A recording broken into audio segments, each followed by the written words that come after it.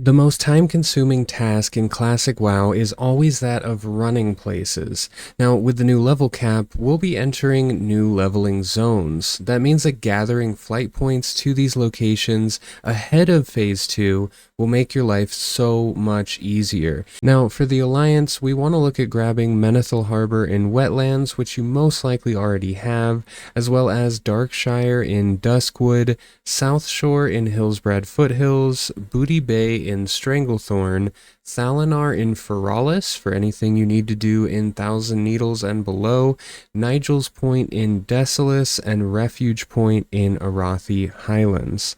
Now for the Horde side, we want to make sure we're grabbing Taran Mill in Hillsbrad Foothills, Freewind Post in Thousand Needles, Shadowprey Village in Desolace, Booty Bay in Stranglethorn, and last but not least, Hammerfall in Arathi Highlands. Now, a lot of these you may already have from running to SFK, but like South Shore, that's going to be needed for Scarlet Monastery as well for us Alliance who still have to do that run. And I think Arathi Highlands for both factions is a seriously important one to grab, as Arathi Basin is going to be the next PvP rep that's unlocked. It really seems that that may play into some sort of event happening in Arathi Highlands itself. While you're running around grabbing these flight points, you can even start fulfilling some of those level 25 area quests to fill up your quest log. Now, you don't want to turn them in until the release of Phase 2, and by doing that, you'll be ahead of the pack as these starting areas are certain to be flooded. Now, with it requiring 27,885 XP to level from 25 to 26, and each level 25 quest giving an average of 1400 XP, a new full quest log will get you an instant start a few bars into level 26 on the day of Phase 2's release. Not to mention the average 1.2 to 1.3 gold you'll receive from each of them. We know that leatherworking, tailoring, and blacksmithing have access to some pretty awesome gear, but with the release of Phase 2, the rising level cap to 40, we will also see the next tier of professions. Now traditionally, expert training, which capped professions at 225, was trainable at level 20. It's widely expected that this is going to be the new profession cap in Phase 2. Engineers will gain access to recipes such as the parachute cloak, tailors will be able to make mage weave bags, and enchanters can put snowflakes on our weapons now.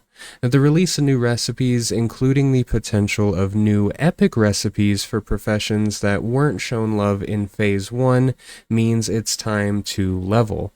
Not only primaries, this isn't only for those. With the new zones we'll be exploring, Stranglethorn Fishing Tournament is guaranteed to be a hotspot, so make sure that your fishing is up to par as well. With the new level cap, finally, the walking simulator is coming to an end, as we're going to be able to get mounts. Now, while the cost has apparently been slashed to prevent the pain felt by all prior classic players, we'll still need to accumulate 50 gold for this massive quality of life improvement.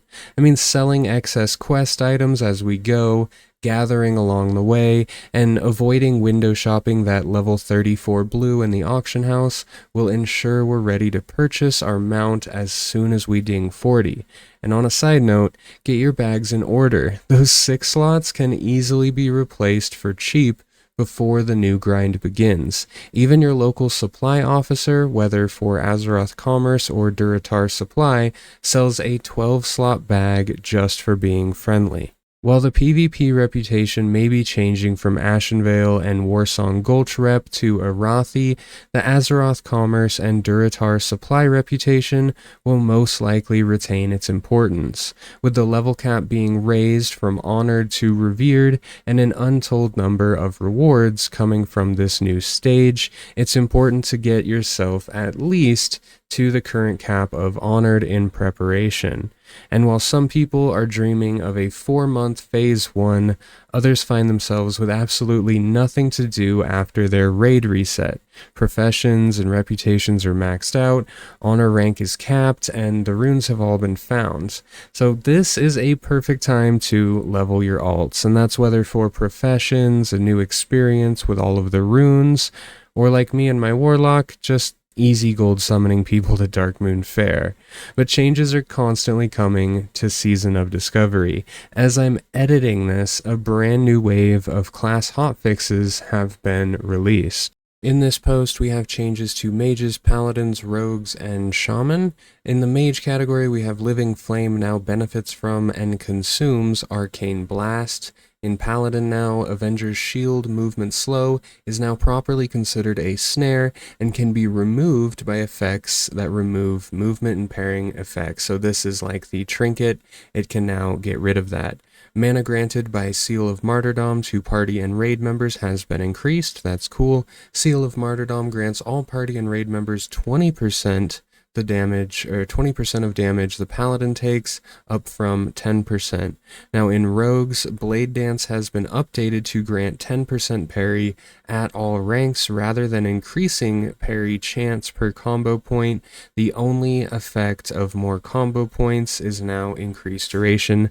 That's absolutely huge. That's massive for tank rogues. And for shaman, mana granted by Shamanistic Rage to party and raid members has been increased, was 20%, now up to 10%, just like Seal of Martyrdom on Paladin. Changes are just continuously happening with Season of Discovery, and I'm trying to stay on top of them as much as possible and kind of just summarize them as the new releases come out. So don't forget, like the video, subscribe, and I hope to see you on the next one, or as some of you have been messaging me lately, I hope to see you in game.